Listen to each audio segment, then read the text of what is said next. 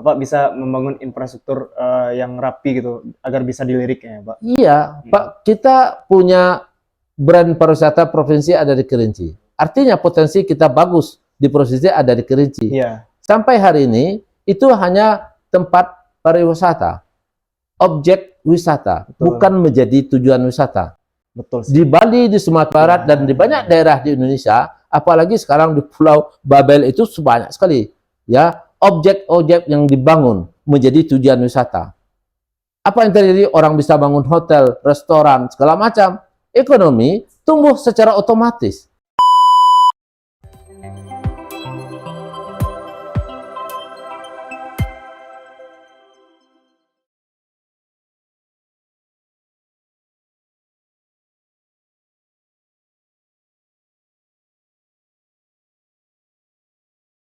Halo semuanya, kembali lagi dengan saya Givari Alkotama, selaku host di Biar Paham Podcast. Kali ini program khusus untuk teman-teman Biar Paham Podcast yang menonton. Saya mengundang salah satu calon bupati yang ada di wilayah Kerinci untuk periode 2024-2029. Dan di sebelah kanan saya ada Bapak Haji Tafiani Kasim. Ya. Panggilan Bapak siapa, Pak? Ujang atau HTK? Ujang atau HTK ya? Ya. Oke, mungkin di Boleh sini salah satu, ya. ya, mungkin di sini ada yang belum mengenal dan ada yang sudah mengenal nih, Pak. Ya. Nah, buat yang sudah mengenal ya udah lah ya. Ya. Tapi yang belum nih, buat masyarakat Kerinci khususnya, karena sebentar lagi bakal ada pemilihan ya, Pak. Ya. Pemilihan calon Bupati Kerinci gitu kan. Ada yang belum mengenal nih di sini.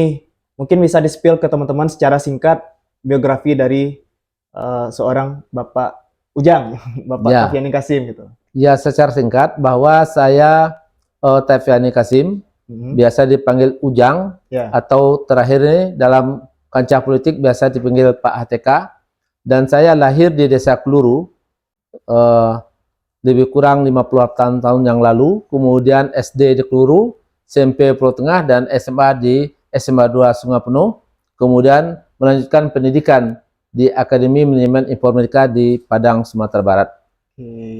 Oke. Nah, yang saya tahu nih Pak Ujang,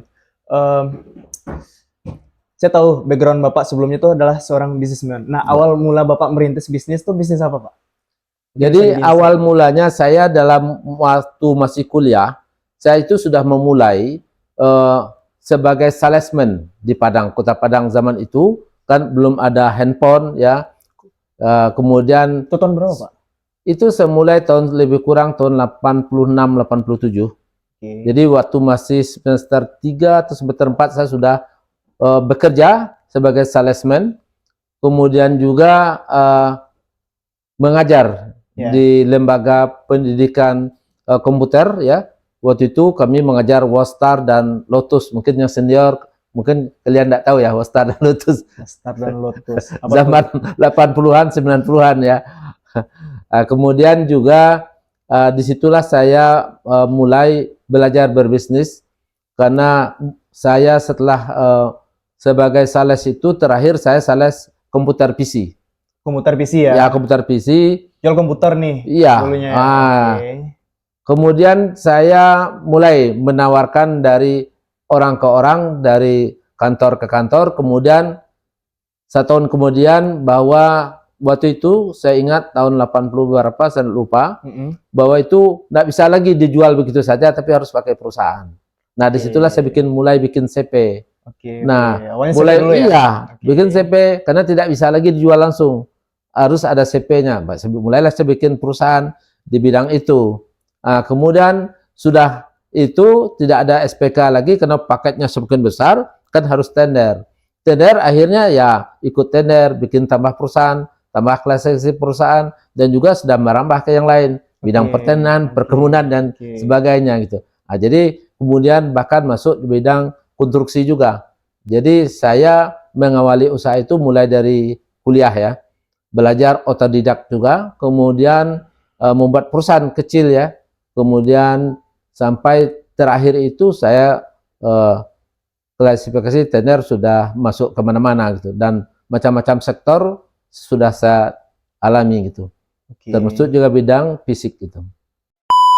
Nah, mau nanya Pak, kan background Pak Ujang itu kan pebisnis ya, pebisnis tulen yang Bapak sampaikan tadi ya. Nah, Kenapa Bapak berhasrat ingin mencalonkan diri menjadi Bupati Kerinci, Pak? Mana tahu masyarakat di sini ingin melihat kan, niatan Bapak mungkin baik atau gimana gitu. Saya tambahkan sedikit tadi bahwa eh, saya lebih kurang tahun 95, 96 saya eh, apa namanya ganti bisnis. Tidak lagi bidang kontraktor, bidang supplier zaman Orde Baru ya, kurang nyaman waktu itu saya beralih ke jasa tenaga kerja sampai hari ini. Ya, ya baik dalam negeri maupun luar negeri ya, kemudian juga distributor. Kenapa demikian? Tentu karena kurang waktu itu ya sebagai pengusaha kurang mohon maaf ya kurang kondusif gitu ya di segi hal yang lain gitu. Nah, saya ini tidak orang politik, kemudian juga 5 tahun yang lalu yang mendasari saya ikut berpolitik ini karena waktu itu bahwa mohon maaf saja karena dianggap, kemudian juga saya berasal dari Kerinci Ilir, orang Ilir ini perlu memperjuangkan pemekaran. Nah, waktu itu saya di samping memimpin masyarakat Kerinci di Sumatera Barat sudah hampir 20 tahun hari ini, macam-macam orang Kerinci ada di Sumatera Barat, termasuk Minang Kerinci, Jawa Kerinci, dan Chinese Kerinci, sangat dinamis sekali. Dan bagi saya Kerinci ini kan sudah tidak asing. Nah, kemudian saya sering pulang Kerinci, bahkan saya bikin usaha juga di Kerinci.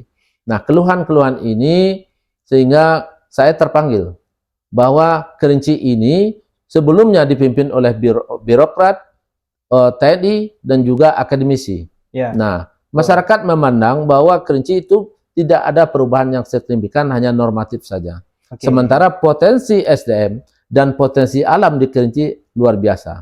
Sehingga ini membuat ya saya juga terpanggil karena saya orang pengusaha ya, terpanggil bagaimana membangun Kerinci ini di sisi yang lain, tidak di segi normatif gitu. Ya. Itu antara lain lah ya, antara lain. Dan itu dicantumkan di misi ya? Misi yang Bapak gaungkan gitu. Ya, kita juga nanti bagaimana kita memberdayakan masyarakat itu, bagaimana kita meningkatkan nilai jual petani.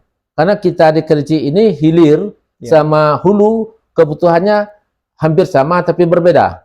Ya kan? Yang sama misalnya pupuk, tapi komoditinya beda. Ya. Nah, dan ini kita sering juga melihat bahwa petani kita itu misal cabai, tomat, kalau harganya turun itu biarkan rugi. Ya, nah.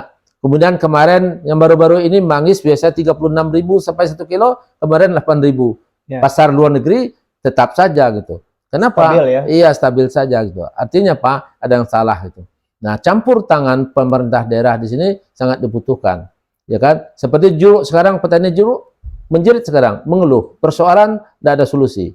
Ya kan? Tentu masyarakat semakin terpuruk. Ya, sehingga saya juga terpanggil karena itu, bagaimana meningkatkan kualitas hasil pertanian, bagaimana meningkatkan nilai jual yang stabil. Caranya bagaimana? Harus perusahaan daerah, pemerintah daerah harus bikin perusahaan daerah memberdayakan milenial dan pemuda. Ya, kemudian mereka ini yang membeli ke petani dengan harga yang stabil.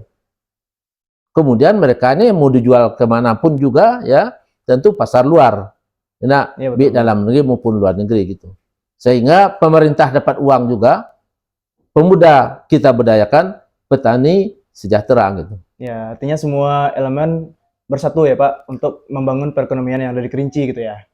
Iya. Ya, Kerinci punya potensi alam yang luar biasa ya, luar biasa. Jadi sehingga ini perlu seperti padi payo misalnya. Kita bagaimana padi itu tambah kalau menanam 1 hektar katakan dapat 2 ton, bagaimana jadi 4 ton. Kemudian itu barangnya bagus, tapi perlu kita kemas dan perlu kita cari pasarnya. Ya, orientasi kan pasarnya. Ya, bagaimana kestabilan, ya nilai itu tergantung pasar. Maka nanti itu butuh perusahaan daerah kita perbanyak perusahaan daerah, lalu perusahaan daerah ini kita arahkan, kita edukasi, kita bikin jaringan keluar, ya kan? Nah itu seperti Kayaro. Sudah lama saya katakan bahwa Kayaro potensi. Apa keluhan orang Kayaro? Mahal pupuk, susah dapat. Oh, nah dosa pakai pupuk mahal. Ya kan itu? Iya, betul. Organik saja. Lalu persoalannya setelah jadi bagus ini barang, mau diapakan? Ini tugas pemerintah daerah, lalu kita bikin outletnya. Di Sungai Penuh aja kalau kita mau bikin outlet organik, mungkin Anda juga mau beli ya. Mau Iya, sehat betul. daripada beli sayur racun. Enak. Apalagi kalau outlet itu kita buka di Jambi, di Padang, di Batam. Kenapa saya katakan di Batam? Orang Singapura setiap Jumat sore pergi belanja ke Batam.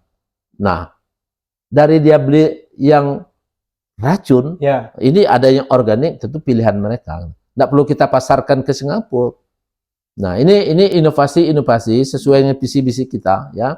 Jadi ini inovasi yang harus kita laksanakan. Dan itu sudah kita tuangkan dalam program kerja kita nanti.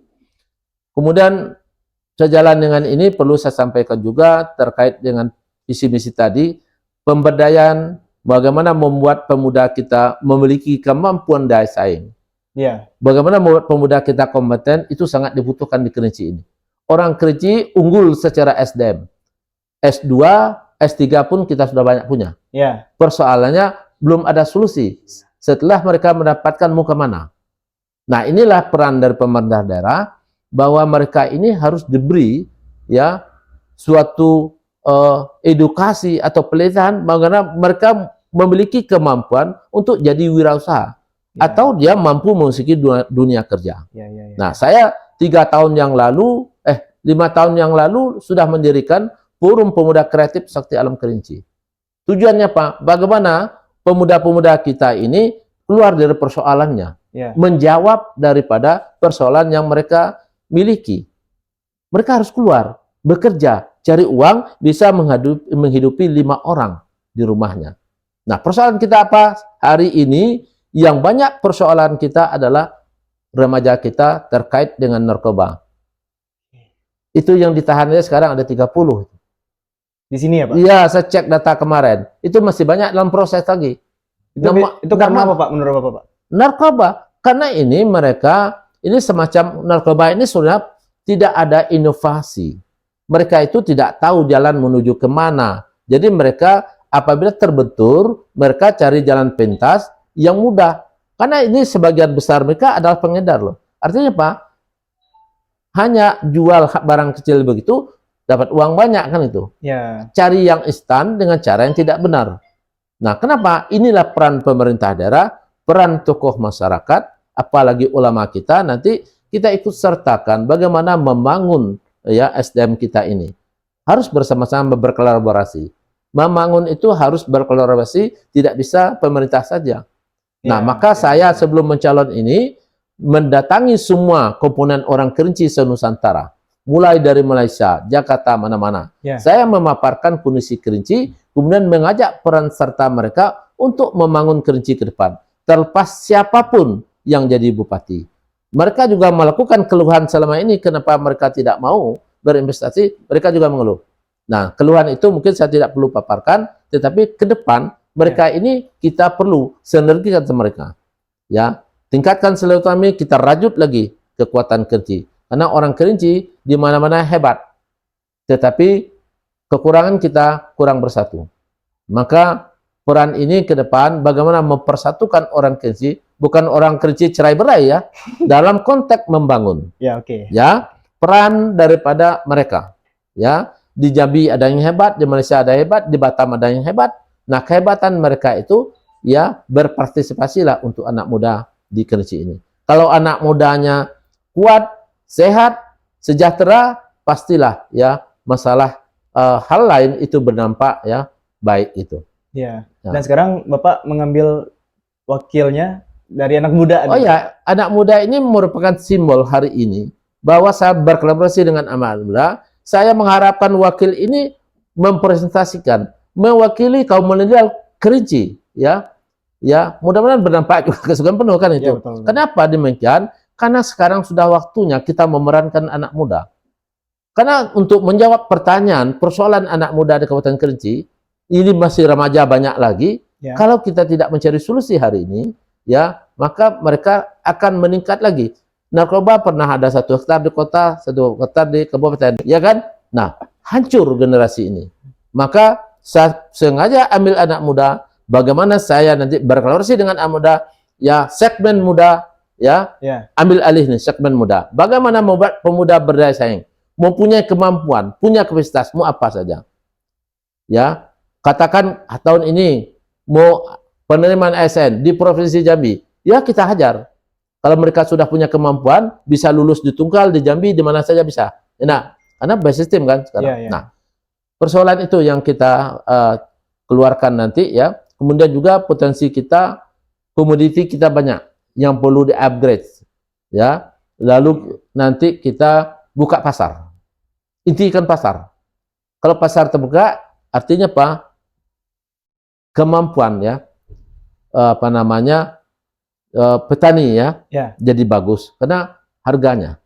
Oke. Sebenarnya yang saya tahu pasar ada di Mudik satu yang bagus menurut saya yang bagus ada di Pasar Senen. Kalau di Ilir mungkin di Senggaran Agung ya Pak.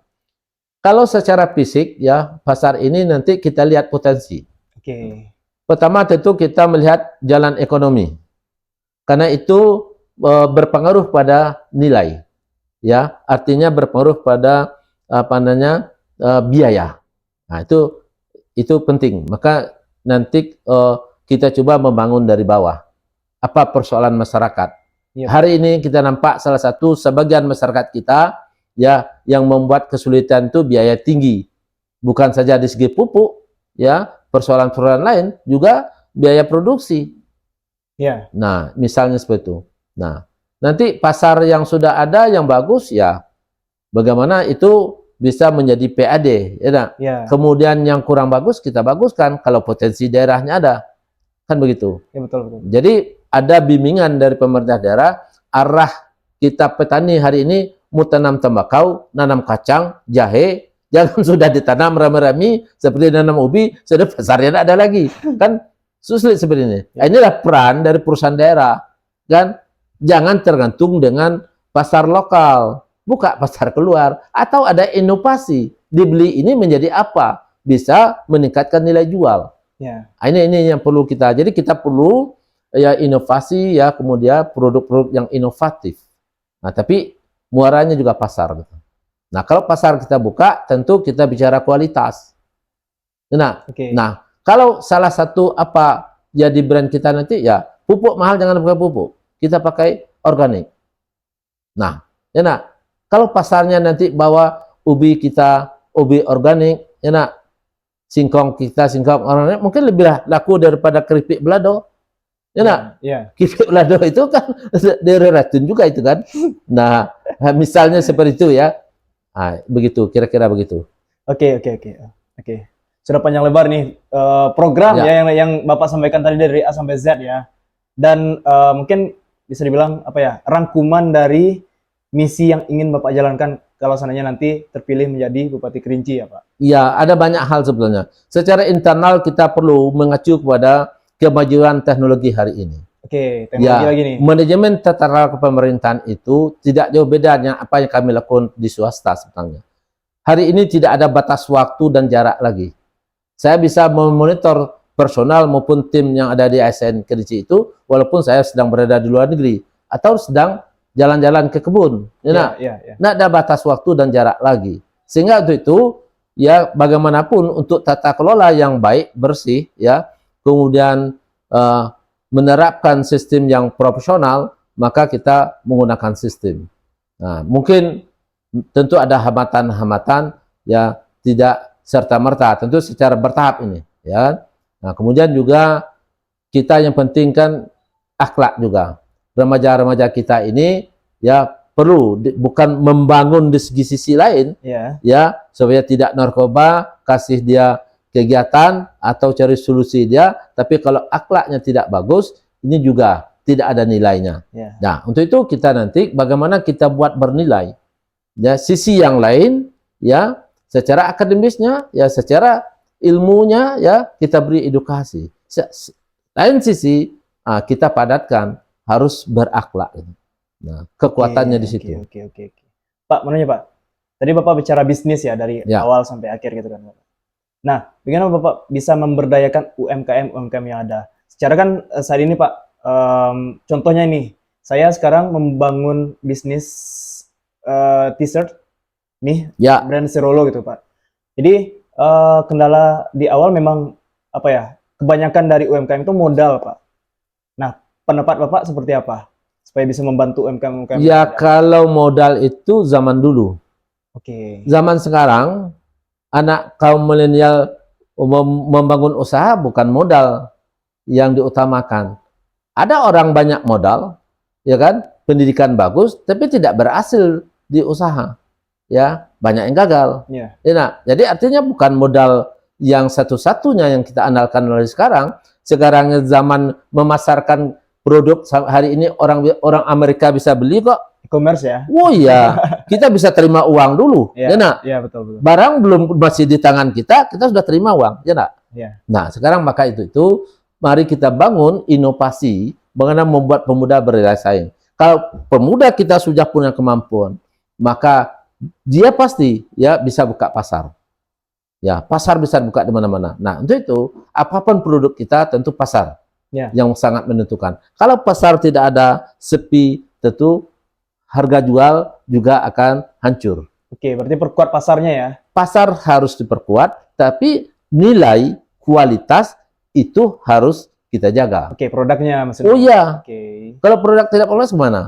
Ya, nak. betul, betul, betul. Nah, seperti di Padang misalnya kan, terkenal keripik beladonya. Antara toko dengan toko berinovasi, bagaimana dia membuat kemasan, barangnya ubi juga. Ya. Ya nak, apanya cabenya itu juga. Tapi inovasi kemasan misalnya, membuat orang menarik gitu. Kan itu. Iya. Itu lebih bagaimana membuat menarik. Nah, tentu pasar melihat di sisi itu juga. Oke. Maka memang kita itu perlu belajar, ya perlu belajar memang. Nah, inilah peran mungkin salah satu instansi yang ada di pemerintah daerah. Oke. Nah, teman-teman, mungkin kita bicara kasus nih, Pak. Ya. Isu yang terjadi saat ini kita tidak menutup mata karena Bapak bisa dikategorikan salah satu calon Bupati Kerinci kan, Pak. Insya Allah. Ya, insya Allah ya, Pak. Dan gini, kita tahu marak belakangan terjadi isu lingkungan seperti ya di bulan Januari lalu kita tahu ada kasus banjir ya yang menerpa dari Mudik sampai ke Hilir Tengah pun di Sungai Penuh juga berdampak gitu. Terus juga ada isu TPA regional yang sampai saat ini masih dalam proses tahapan pembangunan gitu kan, Pak. Nah, bagaimana Bapak menyikapi hal tersebut, Pak? Ada dua nih. Ya, ini kan masalah lingkungan terkait langsung dengan lingkungan masyarakat. Ya. Nah, tentu kita perlu mengedukasi masyarakat ya dampak daripada lingkungan. Nah, ini peran pemerintah daerah lagi, ya kan itu. Karena apa yang dilakukan oleh oknum-oknum ya itu merusak lingkungan yang berakibat banjir, ya kan? Kenapa ada banjir di Kayoro tidak pernah udah banjir juga? Ya. Apakah illegal logging masih berjalan? Ya berjalan saja ya kan. Nah bukan rahasia umum lagi. Maka komitmen ini ya peran masyarakat ya edukasi masyarakat. Kalau ada yang melakukan hal yang salah, tidak usah polisi yang negur, masyarakat sendiri menegur gitu. Bahwa ini tidak benar, berdampak kepada kami nih, kan begitu. Nah, ini kebersamaan, kolaborasi, membangun itu peran serta masyarakat. Jangan bangun saja gitu kan. Ya, orang tetangga situ tidak tahu mau apa nih, bikin apa nih. Misal seperti itu. Nah, untuk itu ya kita itu perlu ya mengajak peran serta komunitas masyarakat di segi apapun juga. Ya, edukasi itu penting. Ya, kalau dibiarkan saja ya longsor tidak henti-hentinya, jalan di Kerinci juga tertimbun terus hari hujan itu. Iya betul. Nah, kotor kan? Iya. Kadang longsor ya dan sebagainya. Dampaknya luas sekali. Ya kan itu. Ya, tapi betul. kenapa berjalan terus? Apakah tidak ada orang Kerinci atau pemerintah daerah tidak bisa membuat analisa studi ya tentang itu apakah ini merusak lingkungan atau tidak? AMDAL-nya bagaimana?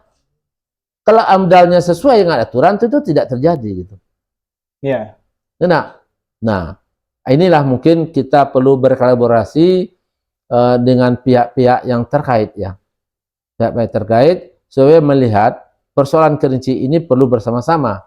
Bahkan saya orang rantau pun saja gitu. Ya kan? Ya. Tadi katanya bagaimana mengajak investor bisa membangun Kerinci, nggak mau investor masuk datang ke situ Ya, kalau dilihat daerahnya tidak kondusif, tidak mau. Oke. Nah, Artinya harus diperbaiki dulu di sini baru oh bisa iya, ditawarkan gitu ya, Pak? iya, regulasinya harus bagus. Dan mereka mau bekerja sama dengan perusahaan daerah untuk safety-nya mereka. Datang-datang bikin perusahaan di sini, tidak berani mereka. Oke, oke. Ya, Ya, artinya tugas Bapak lagi kalau seandainya nanti terpilih menjadi Bupati Kerinci, Bapak bisa membangun infrastruktur yang rapi gitu agar bisa dilirik ya, Pak. iya, Pak, kita punya brand pariwisata provinsi ada di Kerinci. Artinya potensi kita bagus di provinsi ada di Kerinci. Iya, Sampai hari ini itu hanya tempat pariwisata, objek wisata, Betul. bukan menjadi tujuan wisata. betul sih. Di Bali, di Sumatera Barat, dan di banyak daerah di Indonesia, apalagi sekarang di Pulau Babel itu banyak sekali, ya, objek-objek yang dibangun menjadi tujuan wisata. Apa yang terjadi? Orang bisa bangun hotel, restoran, segala macam. Ekonomi tumbuh secara otomatis. Oke. Oh, menyerap tenaga kerja banyak. Oke. Artinya ini, saya rangkum tadi, bagus nih quotes-nya.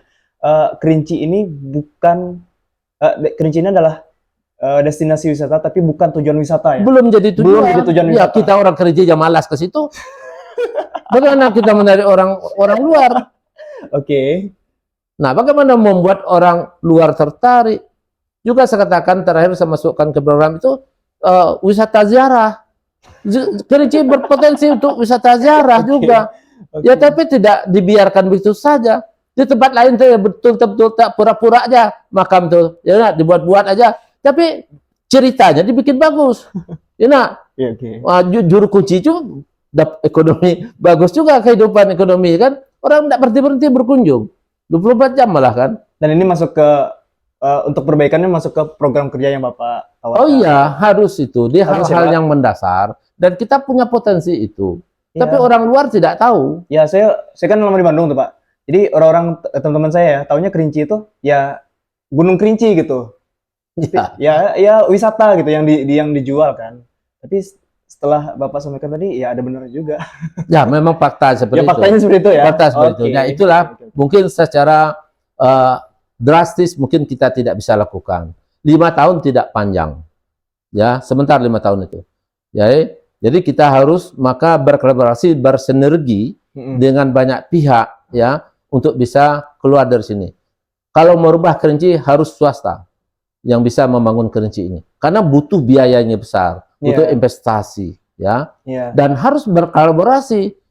Bagaimana orang mau berani bikin hotel, bikin tempat-tempat wisata itu menjadi tujuan, kalau bandara kita begini-begini juga. Oke. Tidak jadi juga dia. Iya. Tidak Transportasi bisa, diperhitungkan juga ya. tidak bisa. Orang tidak bisa datang. Datang sulit. Siapa yang mau? Oke. Karena ini kan harus dijual. Ya kan? Iya, Pak. Nah, itu. Oke. Ojang, terakhir berhubung ini ya, waktunya udah panjang juga. Ya. Ada nggak pesan terakhir yang ingin Bapak sampaikan ke teman-teman yang menonton di sini, teman-teman Biar Paham Podcast by channel For the Creative Space. Kalau seandainya Bapak ini udah resmi nih daftar ke KPU, jadi calon bupati nih, apa yang ingin Bapak sampaikan? Ya, kepada seluruh pemirsa yang saya hormati, terutama orang Kerinci ya, Ya. yang sudah punya hak pilih, ya, ini perlu kita memahami tentang situasi Kerinci saat ini, bahwa kita sudah 3 periode, ya, kondisi, maksud saya pemimpin yang sebelum ini, menurut pengamatan kami dan masyarakat, bahwa kita perlu perubahan. Kami mengusung, saya mencalonkan diri ini, tagline saya akan mengabdi. Memang datang untuk melakukan perbaikan dan perubahan. Ada banyak hal. Untuk itu saya minta peran serta seluruh komponen masyarakat Kerinci, marilah kita ya mengikuti prosesi politik ini menggunakan hak pilih. Marilah kita berpolitik yang santun, politik yang dinamis ya, yang beretika dan berakhlak ya, kemudian saling menghargai. Ya. Marilah, kalau kami di Sumatera itu namanya pilkada Badunsana. Jadi tidak ada emosional, jangan pilkada ini merusak persaudaraan kita. Jangan merusak silaturahmi kita. Kita itu di atas segala-galanya. Ya. Ya, pilkadanya ada setiap 5 tahun. Ya. Jadi kita, pesan saya kepada pemirsa, karena ini momentum politik, pilkada itu lebih kurang 3 bulan lagi, ya marilah kita menggunakan hati nurani secara objektif. kita bisa bersama-sama ya dalam komponen masyarakat sesuai kapasitas dan kemampuan kita akan Kerinci ini menjadi potensi baik SDM, potensi alam maupun yang lainnya itu menjadi unggul di semua hal. Sehingga kita keluar dari persoalan-persoalan yang kita hadapi hari ini. Ya, jagalah persatuan kita ya. Kemudian dengan beda dukungan, beda pilihan, jangan merusak persaudaraan. Itu pesan saya. Intinya jangan merusak persaudaraan ya, Pak. Oke, terima kasih sebelumnya buat Bapak Haji Tafyoni Kasim sudah meluangkan waktunya untuk podcast bersama saya di channel YouTube Polri Creative Space. Terima kasih, Pak. Ya.